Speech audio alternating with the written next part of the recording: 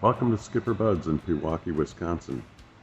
Today we're looking at the 2022 Glastron 210GX on its own custom painted blue trailer with the swing tongue. If you walk down the GX, you'll notice it's a white hull with the denim blue stripe and a matching blue bimini top. Stainless steel swim ladder on the back of the boat leads up to a nice walkway through so nobody has to step on any cushions. This Glastron does have the ski tow bar package attached and is powered up nicely with a 200 horsepower Mercury outboard.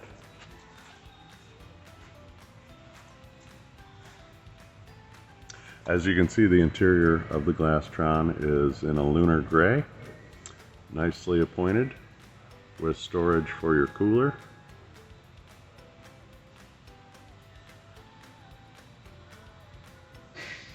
And plenty of room for people and gear. The Glastron 210 is rated for 11 people.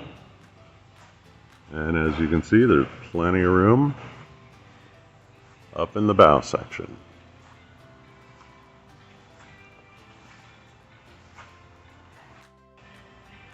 This 2002 Glastron 210GX is available in Pewaukee, Wisconsin.